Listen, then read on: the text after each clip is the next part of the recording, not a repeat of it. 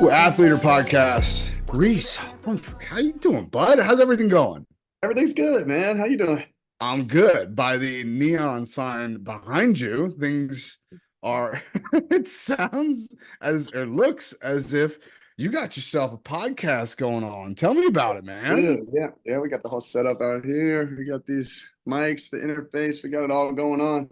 But it's Uh, not just a podcast, right? Like you guys are like knee deep in music as well. oh yeah. We probably have 20 songs on Spotify, Apple Music, everywhere right now.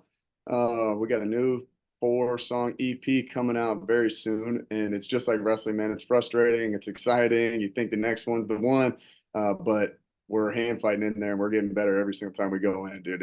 It's a fucking blast. I love it. I love when wrestlers take analogies off the Yeah. mat. One of my buddies was going through a gnarly divorce. He's like, I'm just keeping my head up. I'm like, Keep your back straight up there. And he's like, I'm all keeping my right. back straight. I'm staying in good position in here, bro. I'm like, I don't know if that applies, but all Yeah, right. yeah. Whatever you got to do, man. But yeah, So, the podcast is called No Genre. So it's then same as our kind of our guess our band name, our artist name. And so with music, we do every single type of genre. We got a country song, an EDM song, we got a punk song, we got anything that we're trying to reach out to find where our vocals are best, and we're just trying to learn music, you know. And so every song, every genre has a new lesson to teach and a new hurdle to get over. So as we work through those things with our producer, it becomes something that we kind of put in our arsenal and put in our back pocket for later use. And so that's what we're doing with the podcast as well. We've had a brain surgeon on, we've had some MMA fighters, we had Frankie Edgar on the other day. And then obviously some wrestlers that we know. Quincy was on the other day. So we're just, it's a really cool thing to get the people around us that we look up to and really get to know these guys and get their real story. mm, How often do you really get to sit with these busy, successful people and talk for an hour or an hour and a half? And it's not as often as you'd like. And so forcing yourself to do that has become very, very beneficial for me just as a human. And if people want to listen, that would be cool too. But if they don't, it's still just an awesome, fun thing. so let me ask you this, bud. How do you go about learning something new? Like what are the first boxes that you check? Like, okay, I got to get a hold of this. I got to get a hold of this. Passion, man. So, and I think like trying new endeavors for me at this point, I'm so comfortable failing. And Mm, so when I screw stuff up, I don't get frustrated. I mean, sure, it can be frustrating at times, but I know that it's such a part of it and it's so common and it's so necessary that that doesn't phase me in the slightest. And so when I want to try something new, basically I've done this my whole life. If I think it's cool and I really enjoy doing it, put a ton of time into it and be the best you can at it. There's a reason why I can dance because I thought it was cool in sixth grade. You know, I wanted to dance sure. at six and I wanted to be the first one out there. So I spent some time dancing in the mirror in my living room or in my bedroom, and I got as good as I could get at it. And then you keep those skills and you move on to the next thing. I always was interested in music, and so I would make like a song a year. And even in high school, I used to do this, but Mm, never recorded it. And then one of my wife's coworkers was like, dude, I go to a studio and I do this. And so I went in there and I made one song and I was like, that was sweet. And made one song the next year, one more. And then my buddy CJ Brucky, I got him involved and he got obsessed with it. And so we're in the studio 5 to 10 hours a week and treating it like it's a real thing. And so that's how you really get after it. You just wait for the passion and creativity comes in waves. And so sometimes it's hard to keep going, but you want to stay consistent. And then sometimes it's just flooded and it's all you want to think about. And so the passion and just mm. what you enjoy is the way to go. Okay. What was the last thing you failed on miserably? And Last thing I failed on miserably, yeah, like what's the last thing you're like, whoa, that didn't go well. everything, man, everything. So we do the adult wrestling, and that is like sometimes we had a class last night. We had 30 guys in there, girls and guys and moms, and we have this little special going where kids can come if you bring your mom or your dad to practice. They have to Mm, practice with you, which is awesome, dude. It's yeah. amazing. And so, and we've touched on this, but yeah, I mean, sometimes we've come to classes and there's 4 guys there, and we're like, that feels like a big failure. Mhm. we've been really rocking in the studio and it's been really awesome. But the last two times we went in, it was like big dud. And I'm like, man. All right, now what is that? Hold on. Now let's I want to kind of poke at that though, Yeah, right? go ahead. Hmm. What is that like? Because you I know what it's I'm assuming I've never made music, but I'm assuming when it's clicking, everybody's excited, everybody's high energy, but when you're pitching a dud, Yeah. how do you kind of is there a way to get yourself out of that? Um, Or do you yeah, just go, I mean, well, yeah, let's get kind back of. to the drawing board Yeah. and get And this so done like tomorrow? in the beginning, it used to be very nerve-wracking. So like just because like it's like being in front of a camera, you know Yeah. you're being recorded, so you want to do a good job and you want to speak clearly and this and that. So you start thinking too much, you get a little paranoid and you end up screwing it up. In the studio is the same way. When you have the mic in front of your face and you want to do the best job, if you get real nervous, you can screw it up. But we're so far past that at this point, and our Mm, producer is so awesome. He just lets us work through everything. If we screw it up, we could take 100 takes if we really wanted to. mm. And so, but the last two times, we're like really feeling ourselves. We're starting to make real music, and we're like, we got it. And so we probably didn't practice as much as we needed to. Oh no. And man, we could not hit notes. We couldn't do anything. We couldn't do anything. Our producer, he sets the bar a little bit higher for us now. And so he's like, I'm not letting you guys get away with this. No, this is not what we're doing. And I'm like, well, fuck, this sucks. This isn't fun at all.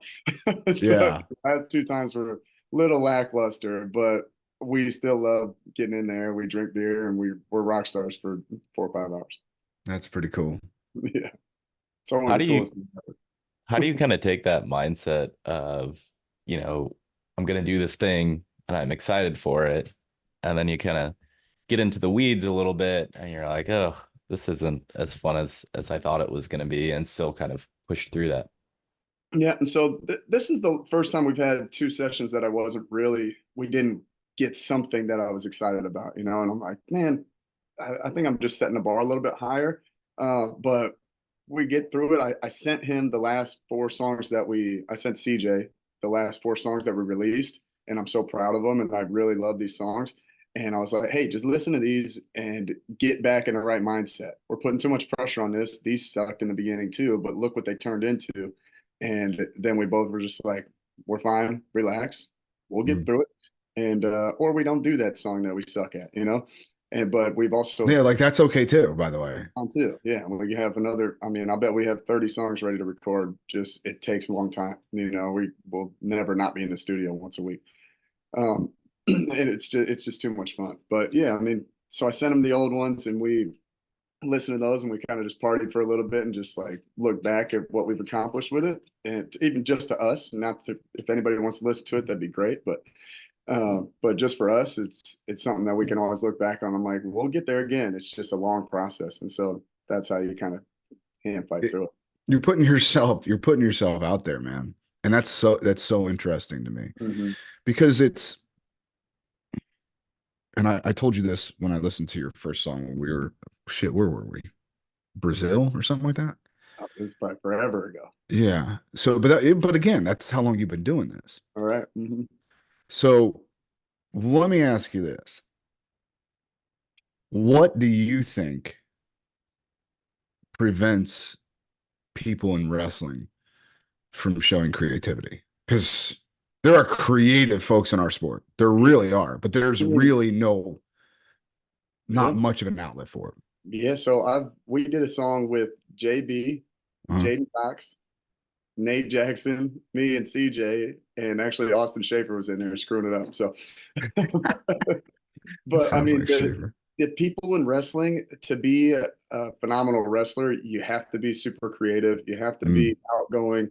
And so all these people are so talented in their own way. And there's a lot of musicians out there, but everyone is afraid of doing what they're not comfortable doing. And especially when you're such a high level athlete, trying to act like you're a high level artist or singer and put that out there is very scary because you're not, and right. people equate like when they hear our songs, they don't think they try and equate it to Justin Timberlake. Like Right. these dudes have $100,000 production teams, and each song can cost, a crazy amount of money, and they're the best of the best of the best. It's like, there's no chance it's ever going to sound like that. The production, even if we were Justin Timberlake, wouldn't sound like that. Right. So it's hard because that is the standard. And so people just get a little afraid of that, but I don't give a fuck, bro. I just don't. I'm doing this Yeah. for me, and I'm having so much fun. And if anybody wants to have fun with me, come do it. If not, I want to put it out there so I have it for me later. I think it's also important that you show your kids, like your children, like not like your athletes. I'm talking about your children. That is a fearless thing, dude. Like that is a fearless thing that you're doing, and you're showing your son, your daughter, like, hey, I'm going to put myself out there. You should have zero problem running down whatever it is that you want to do. Is that something that goes through your mind? Did it go through your mind when you started this? Yeah, definitely. So, I mean, we got the podcast equipment. Shout out to Fighting for Success podcast. Anton Payne helped us with this stuff. And when I'm thinking having a studio at home, my daughter loves to sing. She does theater, she does plays, and I'm waiting for her to want to do music, and I'm waiting for her to walk downstairs and see her down here creating music, and then I can give her the path to, here's the producer, here's how we do this, learn the ins and outs, so I can really help her, because she's pretty special with that kind of stuff. And so I'm just like, with my son, build the trampolines and watch him go. Dude did a quad backflip or quint backflip this summer. Like I could flip this and that, but give them the area to create and watch them go. And this is a whole new area that's new to me. But if I had this when I was 13, oh man, it would have been amazing. And so I saw that, I thought about it, and then now we've created it, and watch and see what happens. That's pretty dope. Mm-hmm. And if nothing happens, then so be it. Right. But it, like, again, like, you're not going to know until you build it. Right. And I think it's really impressive to me how you've consistently put yourself out there. And let's shift gears a little bit. Let's shift gears to, we got to talk about adult wrestling. Yep. Because you and I, for years now, I've been going back and forth on this. Let's go. And I think one of the things that, when you told me you were going to start doing this, I'm like, I tried. I didn't try hard enough, if I'm going to be honest. Yep. But I was like, I tried. And I told you, it's just too hard for these people. And you told me, go ahead. Hey, Mike, how old are you? 73. No, 45. How often do you wrestle? A lot. Yeah. Everybody can do it. I didn't say that. I didn't say that everybody couldn't do it. I'm saying it's really hard, especially as, let's just put it in terms of like jujitsu. Okay.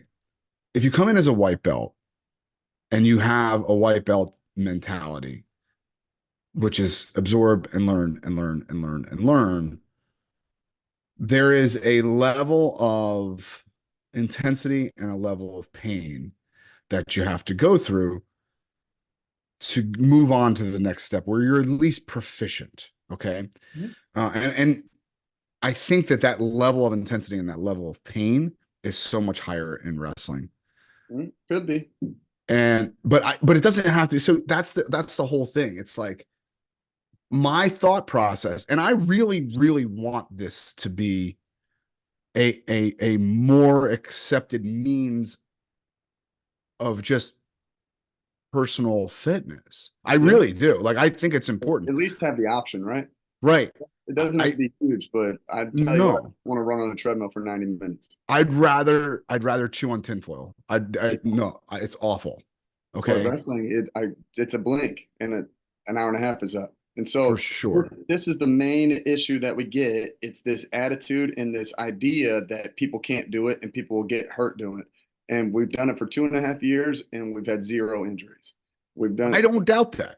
I'm just talking about the level of pain. Yeah, no, I get it. And it's a very common thing. And so our whole issue, we talk about it every single class, is changing the stigma of wrestling, the stigma behind wrestling, that it's too aggressive. You have to headbutt, you have to throw someone down as hard as you can. And to be honest with you, the experts in wrestling are going to be the least painful that you're going to feel. If you're Oh, the white belt, absolutely. if you're the white Absolutely. belt wrestler and you're wrestling me, I'm not hurting you. You Right. know, I can control everything and I can just guide you down real smooth, and I'll give Mhm. up takedowns, and it'll just be a more of a flow. And so we talk about wrestling being just as much a martial art as all these other things like jujitsu and striking. People do these things as adults, and they're not easy. Mhm. Neither is running on the treadmill, neither is riding a bike. It's fitness, and we're old. It's Mhm. hard. Yeah. But for me, like you said, you'd rather chew on tinfoil than get on a treadmill. I'm the same way. Mhm. It's so much easier for me to wrestle and keep my mind busy solving this puzzle of human chess that we all love. It's so much easier for me to just continually solve these little problems that I have to deal with. Where's my hand go? What do I deal with this? And so we're just constantly trying to figure out something to solve while we're getting fit. And your shirt Mhm. is drenched at the end of it, and you didn't really realize how exhausted you were the whole time. And Sure. so we dance during the warm up. I have these old dudes doing cartwheels for the first time in 15 years, and Yeah.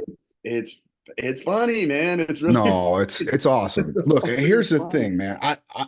I want it to be I want it to be more generally accepted as a means of fitness. I really do. I think it's important because I think it's important that everyone wrestles. That I mean, guy, girl, whomever. I think it's Yeah. way important that we we all learn how to wrestle. Now, yesterday, for the first time since I've been here, I had two adults never wrestled a day in their life. One of them has never even stood on a wrestling mat, right? Meaning when I say that, I mean he's been on his ass the whole time, right? He's done the jujitsu thing, Okay. So he's literally like never gone standing on Right. a wrestling mat. Um, and he was terrible, but he texted me all night, dude. That was so awesome. Thank you so much. That was so cool. Let's go. That was awesome. Uh-huh.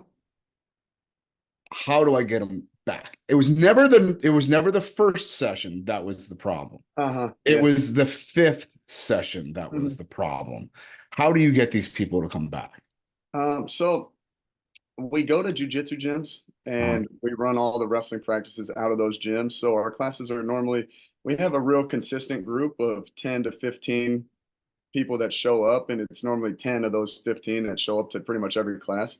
And mm, we go once a week. We're not trying to overdo it, if that, and we take mm, weeks off too if I'm traveling or whatever. But we try and go once a week, and they say when it's once a week, they say they're sore for 6 days and then they're ready to go. So, mm, and that's us even toning it down. But these guys are getting in shape, and I watch it, it changes their lives. They want to go to bed on time. They want to stop eating junk food, and they just want to have the wrestler body and the wrestler mindset that they had when they were in high school. And so it's a really good thing for them. Yeah, once you get them back consistently, it really, you watch their whole life change. But it's difficult. But yeah, we have yeah. a good group of guys that are consistent, guys and girls. And then we have jujitsu is the other half of the room that they come sometimes, and they're pretty consistent at their location, and we travel around, so we're bouncing from different gym to gym. Okay. Joel, do you got something? Okay. Um, if if that's the case, how many of those people that are consistent with you, how many of them wrestled in high school? I would say most of them, Okay. but they're 40 to 50 and Right. And on they their have, in 20 years. Yeah, right. and they want to help their kids for the most part. That's fair. Here was the problem that I had with those people. They try to train like they're 17 again. You got to tell them. You have to tell them all the time. You have to tell them and remind them, like, hey, Hey, you're not 18. Don't go 0 to 100 because you're going to hurt yourself or your partner. yeah. Yeah, that's a tricky thing, right? Because now how do you deal with their ego? Because their Yeah. ego is going So to, yeah, I grab them for the okay, most part. got it. Got it. But, Got yeah, it. I say if you really want to scrap, you grab me or you can grab CJ, and you're gonna not want to do that real quick. And so that is something that like I have. That's a thing. That's a Yeah, thing. like I can handle that situation very Sure. easily, you know? And Yeah. so we're in the process of branching out to, we've got a really good mentor. His name's Jim Pearson. He was Big Ten champ at IU. It's my dad's best friend. And he's given us this like plan to grow this thing nationwide. So it will happen. We have some really huge meetings with guys that could fund the whole thing. So first is get 5 gyms that are already doing adult wrestling. And so we've been in contact with these people. We're going to all get on a call. We're going to use each other's networks. We're going to figure out what the best practice plan is. We're going to start to call all these gyms the same thing. It doesn't have to be the OG Wrestling Club. It can be Whatever. Return Wrestling Club. It can be whatever we all agree on, but we'll have a consistent name. And then we'll start to do the same kind of class. So we'll just start to grow this brand of what adult wrestling classes are going to look like. And then we can branch from 5 to 20, 20 to 100. And then we can just really grow this thing and blow it up. We can start doing ads on pretty much Big Ten Network, on everywhere. And then we could really blow it up. That's important. Mm-hmm. It's important what you're doing. You know, I didn't have the energy to do it. I don't either, but I think it's really important, man. And our motto is the world is soft, the world needs wrestling. The world is soft, the world needs wrestling is a great motto because it's 100% true. The world needs this country needs wrestling more now than it ever has. Ever, 100%. So how do you get somebody off the couch that doesn't think that they're soft, that you know that they are? I mean, there's a lot of MMA fans that just want to watch MMA and have a little different kind of viewpoint. And so I think that will bring a lot of people in. I think there's a ton of just wrestlers, like the high school wrestlers, that this isn't available, so they haven't thought about it. As soon as it becomes a legitimate thing, I think everything opens up. As soon as we start building the brand and the brand is nationwide, like right now, we're literally just word of mouth. And it's still working. We had 25 to 30 people last night. And so that's awesome. But when we start putting out nationwide ads and it's a real thing and you know exactly what you're getting before you walk into your first class, it'll happen, man. I really believe it. I believe you too. Why do we suck as a sport at retaining, right? Like anybody that played Pop Warner football watches the NFL. Yeah. Or at least watches the postseason, right? Anybody that played Little League baseball watches baseball. Yeah. That is not the case in our sport. Our show sucks. Our show sucks, man. We don't promote these huge events very well. Like everybody knows when the NCAAs are coming up. Nobody knows when the senior nationals is coming up. Nope. I got to check it and I'm the coach. You know? And so it's like, I think you asked me before we got on here if I had a magic wand. What would I do? I would turn the Senior Nationals Final X into as big of a show as possible. I would fundraise and get it on the bigger channels. I would turn this into a real show. I would tell the backstories on a David Taylor and a Chance Marsteller and these guys, and I would turn it into what MMA does. Put these two storylines, these two guys could meet up, make it a real show, get everybody excited about it. Like, where are all the vlogs? Let me play devil's advocate here. Go ahead. I have no love for anyone at Flow. So just so we're clear about this, right? Yeah. Like they did me pretty dirty. Yeah. Why do you think it's not working on that platform? I think they do a pretty good job.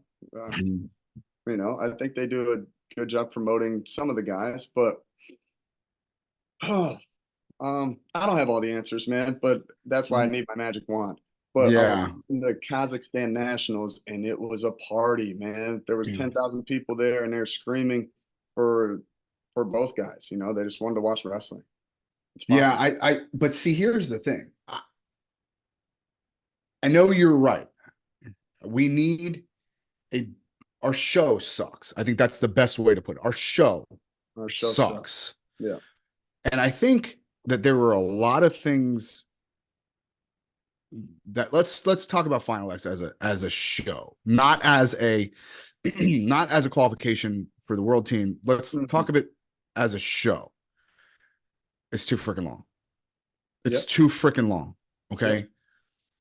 So what let's again, we got to go. You said it first. Your magic wand is a show, and we don't dissect the magic wand stuff, but we're Yep. gonna dig in because we have to do it, right? Because I think that this one's attainable, Yeah. right? Like people are like, we need to switch over to freestyle tomorrow. That's what like there are so many more moving parts into that like No, let's we need folk style. right, fine, whatever. Okay, but Final X. Mm-hmm. Do you need all 10 matches to be all 20 to 30 matches for each style to be on it? No. Okay. Which Yeah, ones do you get rid of? No disrespect to Greco, no disrespect to women's wrestling, but for the most part, the fans in the stands are there for freestyle wrestling. And so if we really want to grow wrestling as a whole, which will trickle down to women's and Greco, and Mhm. 100% no disrespect to them, Yeah, but it's kind of a fact that the majority of the people in the stands are there to watch the freestyle guys. there's no Um, question about that. and And so and there's data that's to prove that. Yeah, right. Yeah, and I think that this is the best way to help the girls and to help Greco too. Make one show an awesome show. Just a banger match after match after match. There's no lulls. There's no Mhm. waiting for your next guy to come up. It's just going to be if I'm there to watch men's freestyle, that's what I'm there to watch, Mhm. and that show will blow up. And I think it would just be much more appeasing to the spectator instead of waiting for the next style of your choice. Even for if Mhm. you came there to watch women's wrestling, now I got to wait through the guys wrestling to get to my women. So I just think that would definitely increase the viewership and make the show not as long. And even if it stayed long, it would be all the genre that you like. But it's still at the very least 20 matches. Hmm. Okay, 20 times 10 is 200 minutes. That's Okay, so still maybe I mean the oh, final I X know, but like that. okay, fine. But what about splitting it up into two weekends? So Because we've done that. we've done that. That sucks too. That really sucks for the coaches. But Okay, uh, but we're not now we're talking about are the coaches willing to mhm. deal with some things to Oh, make a better show? definitely. But also think of it this way. What if we just keep it the best for the athletes, the best for the coaches? The live show is 20 matches, but when we air it, you view the best 10, and now you got 20 to choose from. Hmm. I broke We him. can huh. I broke him. No, here's the thing. It didn't break my mind. It's tricky because everyone wants live streaming right now. Okay, And so there's money in live streaming. Yes, we could do recorded. Um, yeah, I mean, mm, I think yeah, a lot of people would be really excited about watching 20 high level freestyle matches.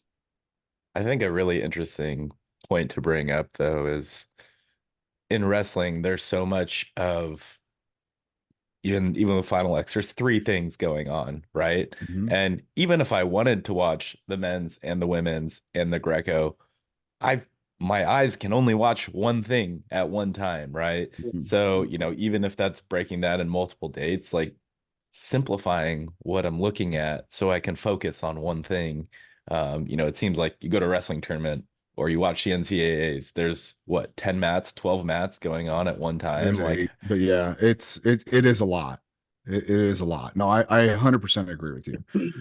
But here's the thing. I think that there is a way to do this, and maybe it is, live to tape, right? Like maybe it is that, but then you know that the results are going to get out, which takes away from the experience, right? Like if the Super Bowl was live to tape, it would have less viewership because people would know what happened. Yeah. Okay. So, and again, like I love that this is the direction that you chose to go with the magic wand question. But I really think that we're not far off from this, man. We're Yeah. not far off from this. Like Yeah. It was a good thought. Like Final X started as a really good idea. Like Yeah. it really did. And then it got somewhere along the line. We just muddled it up by and please don't be offended by this, by listening to coaches and athletes, because you don't, not just you, Kale Sanderson, Tom Brands, John Smith, do not give one shit They don't about, care. not one shit about the production. Mhm. Not one shit. All they care about is winning that wrestling match or two. Yeah. Okay. So how do we stop listening to John and Kale and Tom? Because right now they hold a lot of power. Yeah. Yeah, you have to make that choice, but you also have to be real confident that you're going to be successful with what you're going to do. If we're Sure. going to stop listening to Kale, you better have the right idea and know it's going to work. Yeah. And I don't have the answers. No one does, A shit bro. ton of money. You know, as soon as somebody wants to dump a ton of money into it, make the production great, promote the hell out of it. I mean, we could probably double the viewers for sure, you know, and then 10x them if you got somebody that knows what they're doing to work on it. But yeah, I don't know, man. But magic wand. That is that. But see, I don't want to just push that aside as magic wand, because man, I think you're dead on. I think we can really improve that and do It it. would be really, really cool. And it could be like these dudes are superstars. I want them to be famous. I want them to actually be professional athletes because they are, man. And like we said, they're very, very special people. Yeah. They're good at everything. Yeah. It's kind of crazy to see how good, like, people don't realize how good Chance Marsteller is at everything. Everything. At Quincy Monday is good at everything. Like, it's crazy to watch. Like, some of these guys just bat around stuff, before practice, it's bananas to me.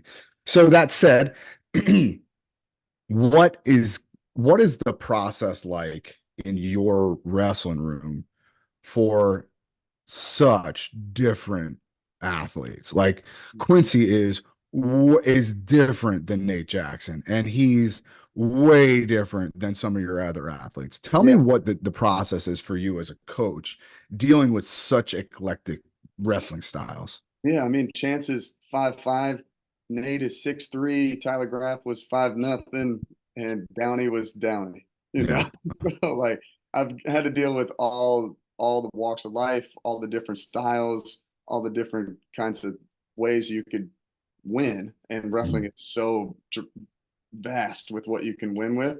And so we talk about philosophy all the time. We talk about position. We talk about everybody knows head up, back straight, hips in. Those things are really important because we're trying to stay balanced and we're trying to compromise our opponent's stance. And so we talk about different ways to do that. And then I watch them create their own style of how to do that. So just constantly trying to off balance my opponent without off balancing myself. I'm trying to gain an angle on my opponent while being in perfect position to run forward. And so the more often I can be in an athletic position and be as explosive as I can be, the more often I'll be fresh, the more often I'll be able to off balance you. And so these things are really important. And in the first period, they're tiny inches, a shove, a little sag, a little cut to the angle, a let them work out of it, a fake on the leg to try and compromise the stance. And in the second period, they start taking full steps back, have to recover off the snap downs.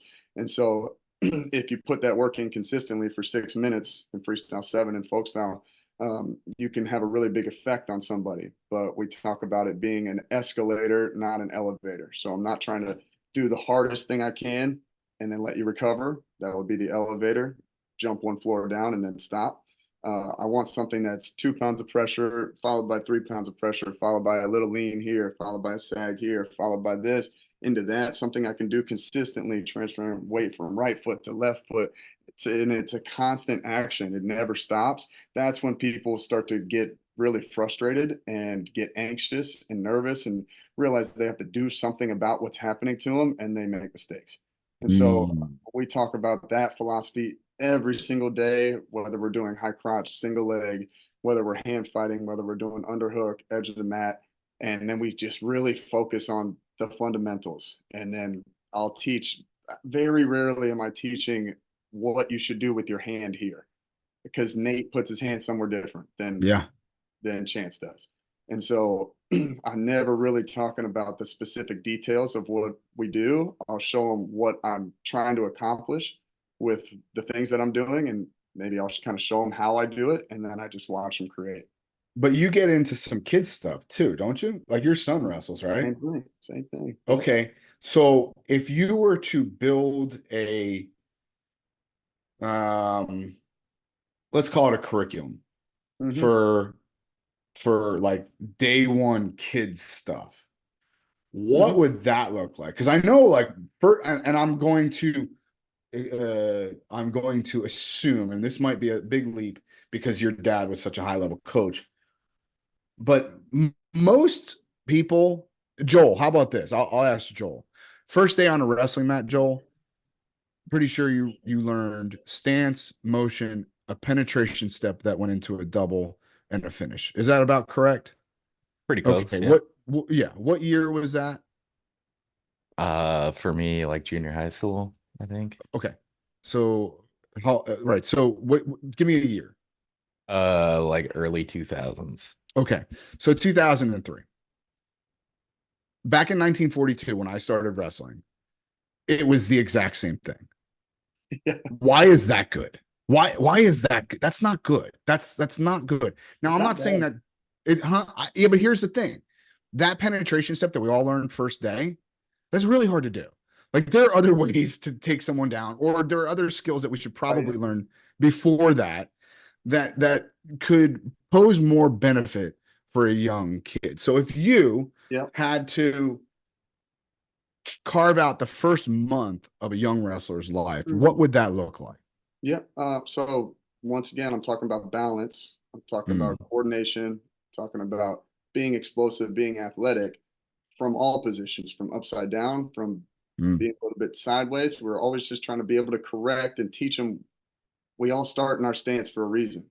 This is where we're the strongest. This is where we won't get tired. This is where we're very explosive. And so being in your stance and doing penetration steps is very important for these kids, but they need to be doing cartwheels. They need to be walking on their hands. They need to be doing forward rolls. And then I'm constantly doing stuff like that and watching them be off balance. And then throughout the year or throughout the month, they get much more clean in that. And so when I'm watching them do the scrambles later in life, I saw Quincy do a headstand today. He was holding it for like 4 or 5 seconds in the middle of a live go. And I'm like, that doesn't happen if you don't have supreme coordination and supreme balance. And so that can start with cartwheels and handstands and forward rolls. And I watched their forward rolls when they're real young. They're flopping all over the place. Sure. And then the forward rolls become real tight and real concise, and they pop up and they're in their stance and ready to do something else cool. And so that's like throughout the chaos of a single leg, your head being off like this, an inch is a huge weakness. If you can be in a line and start fighting and carrying weight with your spine and be in position to do athletic stuff, go ahead and create. Yeah, that's a good thing, man. I got to tell you, watching young athletes go through the process of becoming more athletic. And by the way, there's a myth out there that we can't teach athleticism. That's a bunch of bullshit. You can absolutely teach athleticism. It is nothing more than just moving your body through different you planes. might have a peak. Yeah. Oh, for sure. Yeah. Right. Like you can't teach a 2 to be Michael Jordan, but for sure you can teach a 2 to be a 4 or 6. Also, flexibility is learnable. It's not something where you're just like, I can't do this. For sure. For sure. Can you do the splits, Joel? No, but I can be relatively close. Yeah, I can still do them. Left leg forward, just left leg. Left leg forward, yeah. Just the one that they get to all the time. That's right. The lead leg, the one that they get to every time. Yep, for sure. But yeah, like all this stuff is very, very teachable. And I think there are guys like you at the top of the coaching echelon that are talking about it. How do we get this message to little league coaches around the country? I just don't know that. Does it fall on USA Wrestling? to Um, to to disseminate this information? the it would help. Falls on us. It falls on us It too. it kind of does, Yeah. doesn't it? Yep. That's why Yeah. we make content. That's why we do camps. Yeah. That's why we do coaches clinics to teach them this stuff because it's all so simple and it all makes so much sense. Why are we not doing it? Yeah. And, I mean, this is a new one for me because we've been working on fakes and dragging people out. I Mhm. realized that my guys aren't driving off their front foot when they step backwards. They're just kind of walking backwards. And so I have my guys, my college guys, stance motion backwards every day to learn how to Mm. actually create drive. You're not just walking back. Like, you know how you drive off your back foot to Mhm. shoot? Yeah. You should be standing on your front foot to drive to your back foot so you could be a little bit more powerful than this guy instead Mhm. of just trying to sag. And so that's something to, you have the in. I was watching my guys. I'm like, you guys don't know how to walk backwards. And so I had to teach them athleticism, and it took them a day. And then they're like, wow, I feel so much more powerful coming out of there. And that brings the leg forward, makes them so much closer to it. And I'm like, it's just, I didn't realize that they didn't know how to do that until I started breaking something else down and we figured it out. How often does that happen to you? Like, duh, why don't you guys know how to do this? All Because the like time. it Yeah. happens all the time, right? Like, hey, Mhm. this is a skill that you should possess after Yeah. having been in this sport for decades, Yeah. but you don't. That Yeah. happens a lot, huh? Yeah. And I don't know I'm doing it. You Right. know, there's a Yeah. lot of things that I do that we're all, that's why I have such a good room of technicians. They all are trying to figure it out with me. Mm. I'm saying all the stuff that I know, and then Nate will chime in, and Chance will chime in, and Kaladzic will use his engineering brain to break it down a different way, and then Quincy will crack a joke that makes sense in a different way. And it's like we all just kind of figure it out together, and that's how you learn wrestling. Hmm. Joel, anything before we get into those fast questions? Yeah, one quick question. You talked a lot about how philosophy is core to your teaching. How do you communicate some of these really complex ideas to little kids who can barely understand basic vocabulary? Because they're not complex. Are you athletic here? And so the golden rules of wrestling: head up, back straight, hips in, pressure on your opponent, and like sit on your butt, do something cool. You can't because you got no athleticism from there. You know, watch this, do a backflip from there, do anything cool from there. You can't. As soon as you're off balance, I just kind of keep pointing it out because it's not complex. It's be able to do cool shit. And I grab them and I put them there. Then they're good to go. Yeah, but it's really simple. And then as you get to the highest level, the details become really strict, but and it just gets harder to do those things, but it's the same stuff, man, from youth all the way to the Olympics.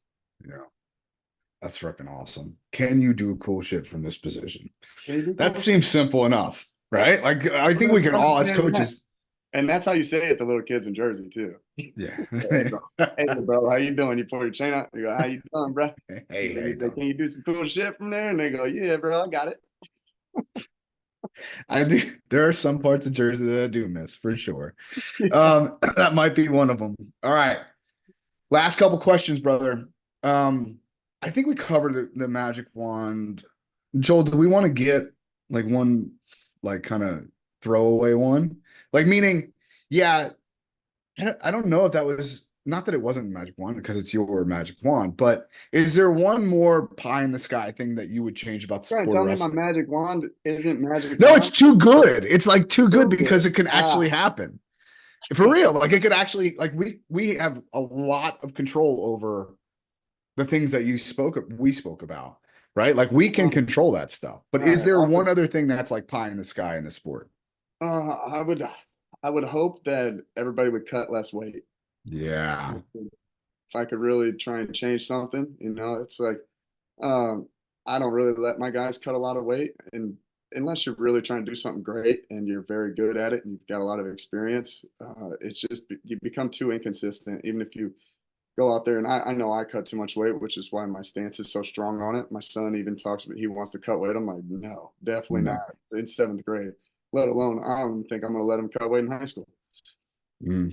And I had so that stance too. I had the exact same stance too. yeah, Like it was a hard no. Hard hard, no. hard, no. Like And if you then can make it without eating breakfast, cool. yes. That's about it, though.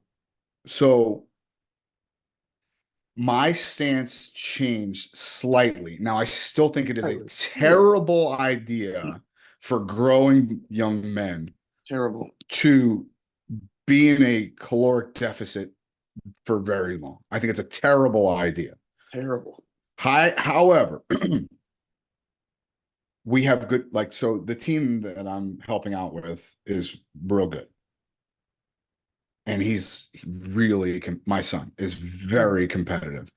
And he's like, Dad, I ain't making this team unless I do.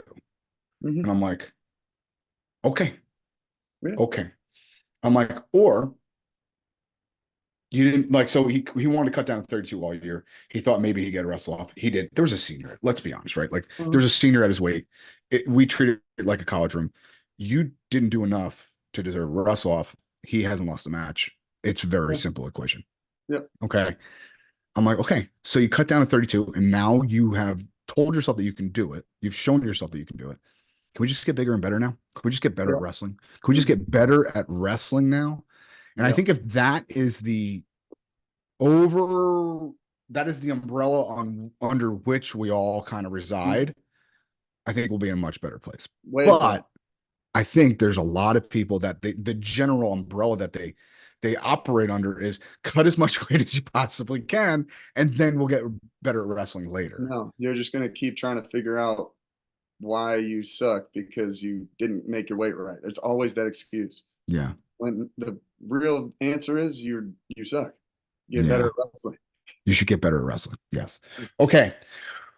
Who is on the Mount Rushmore of wrestling? I'm going to go U.S. first. There's only just U.S. Okay. JB, Kale. Mm-hmm. Can I get 5? No, just 4. That's the fun part. That's the fun part. JB for sure. Kale might miss the list. Okay. Cool. Just wrestling accolades, not coaching. No, so that's the whole thing. I think you determine it. For me, it's everything. It's everything. I think so, right? Like I just impact on the sport, really. Impact on the sport. JB number 1. I mean, then the other 3 would be John Smith, Gable, Kale, and Bruce Baumgartner. Bruce as an athlete would be on there, but you're talking about impact of the sport. I would go those other 3. Yeah, that is literally the only 4 that is acceptable, by the way. Like I swear I'm gonna make a t-shirt. That's because we get different answers. Right? But those are the 4. Yeah. Right? Gable for coaching, John for the impact on technique. Gable for wrestling too. He's an Olympic gold medalist. Okay, that's fine. But yes, but he has 1. The other guys have multiple. So it's more for coaching and the impact on coaching. Kale's only got 1. That's true. That's why I'm putting him at a different category. Okay. JB all around, like as a competitor, number 1, as he is the best ambassador for the sport that has ever lived. And there's not even a question about it. No doubt. And then Kale, because he changed the sport in 2 different ways, right? Like as a competitor. And him and Gable are on a similar playing field because they were both the greatest collegiate wrestlers. They both won Olympic gold, reached the gold, and then they're doing it still as coaches, as coaches. Phenomenal.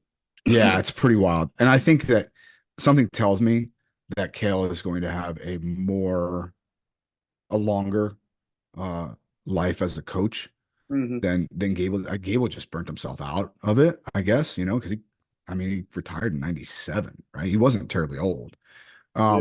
But yeah, anyway, okay. Last one. What is the best wrestling shoe of all time? So, I really like these Scrap Life Ascend ones, but of all like right now, I love the Scrap Life shoes, but all time, and I don't even think this is like a fan favorite, but I used to love those Aggressors. Really? Yeah. Tell me why. And I don't like one sole. They get the little curve on the little tread on the side. Oh, I was squeezing. I was still got that grip, boy. I'll be gutting everybody in those things. Those are great. Yeah, they are good shoes. They are really, I don't know really why. good shoes. I was the first pair that I was like, man, I really like these shoes. And I I was still like, have a pair. I wore them yesterday. I swear right? to God, I still have a pair. And they are indestructible, by the way. They Yeah, are exactly. indestructible. Yeah, I still have all my aggressors of all time. For real, dude. Like you can't put those things away. They're That was all, Rulon's shoe. That yeah. was Yeah, I Rulon's was gonna shoe? say Yeah. if you were gonna make that a less controversial pick, you could have just said Rulons, which is the Rulons. exact same shoe. Yeah. But Just that named said after- though, I think they were aggressors for longer at this point, right? Yeah, yeah. Okay. So yeah, I would agree. Yeah. And by the way, if they do have the rule-on signature on it, they are worth money, apparently. So those would be cool. Yeah, those are pretty dope. All right, big dog. Before we go, thank you, first of all, so much for coming on. I really appreciate it. But secondly, how can people get a hold of you? How do they listen to your music? How do they listen to your podcast? Yep. So you can search either No Genre on Spotify, Apple Music, any streaming platform. You can find all of the stuff, the podcast, the music, the wrestling vlogs. I've vlogged some overseas competitions and give you an inside look on what it's like to be a USA Wrestling athlete. You can find that at youtube.com/highlight Humphrey. And we got a whole bunch of stuff on there for you guys for your viewing pleasure. The podcast is on there, and or you can search Highlight Humphrey on Spotify and all that, and you can find it there too. Awesome, brother. Thank you so much. I appreciate you coming on. All right, thanks, bro. Later, bud. Welcome to the Athletor Podcast. What do you want to know with the top guest? Right now with the project. What you want to know, man? What you want to know? Welcome to the Athletor Podcast. What do you want to know with the top guest? Right now with the project. What you want to know, man? Welcome to the show.